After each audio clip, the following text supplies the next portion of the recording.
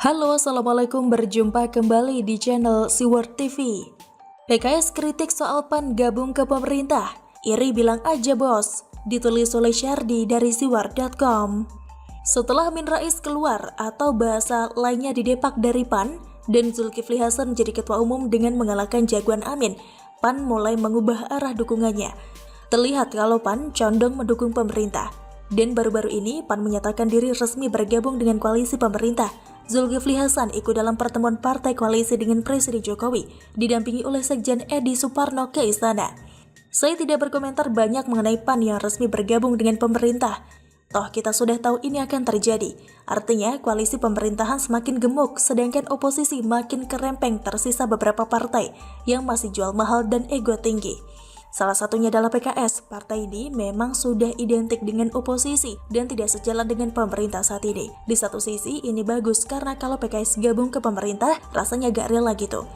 Di sisi lain, partai ini punya banyak agenda lain. Agenda tersebut kadang sangat kontras sehingga PKS lebih memilih menjadi oposisi di luar pemerintah. Ketua DPP PKS Mardhani Alisera mengomentari sikap PAN yang resmi berkoalisi dengan partai pendukung pemerintah. Mardhani menganggap potensi penyimpangan bisa makin bertambah karena makin banyaknya partai politik bergabung dengan pemerintah. Awalnya, Mardhani mengaku tidak menyoal setelah PAN resmi bergabung dengan parpol pendukung Jokowi Ma'ruf. Itu hak partai politik dan tentunya masing-masing punya strategi. Tapi Mardhani merasa ada potensi penyimpangan seiring semakin besarnya kekuasaan. Dia mengutip diktum Lord Acton 1834-1902, "Power tends to corrupt, and absolute power corrupts absolutely." Kekuasaan itu cenderung korup, kekuasaan absolut korup 100%. Tapi PKS merasa bahwa power tend to corrupt, kekuasaan cenderung menyimpang, absolute power corrupt absolutely. Semakin besar kekuasaan, semakin besar penyimpangannya, kata Mardhani. Mardhani mengklaim posisi PKS tetap menjadi partai oposisi untuk mengawasi kerja pemerintah. PKS insya Allah ingin bersama rakyat, melayani rakyat dengan mengontrol kebijakan pemerintah secara kritis dan konstruktif. Insya Allah semuanya untuk membangun negeri, kata dia. Iri bilang aja bos, PKS mungkin berniat gabung juga, tapi malu-malu. Malu tapi sempat berharap agar dipanggil untuk bergabung. Gengsi sudah terlalu tinggi, sehingga PKS terpaksa mengambil jalurnya sendiri. Atau bisa jadi PKS mulai khawatir dengan posisinya sebagai oposisi. Ukuran makin menciut, koalisi pemerintah makin bengkak. Selain PKS, ada satu partai lagi yang dari manuvernya sudah jelas jadi oposisi, Demokrat.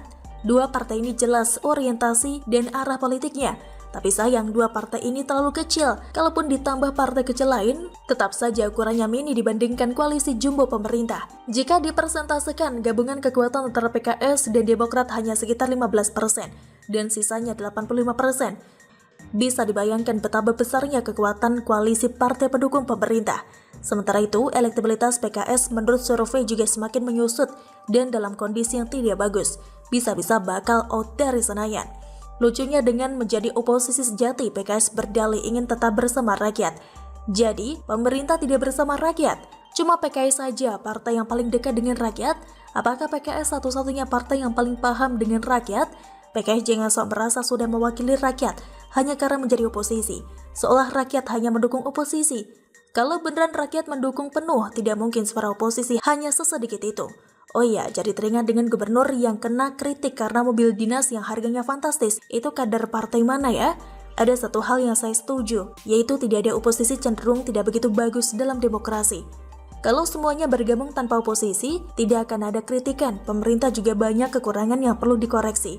Tapi sayangnya, kualitas oposisi di negara ini cenderung jeblok. Oposisi hanya kulit luarnya saja, isi di dalamnya adalah kelompok cari sensasi murahan. Contohnya Demokrat, yang makin kesini makin mirip dengan PKS, bahkan makin lama makin lebih parah. Apapun diributkan, hal sepele pun dipanas-panasi. Itu bukan kritikan, tapi ajak ribut dan cari masalah.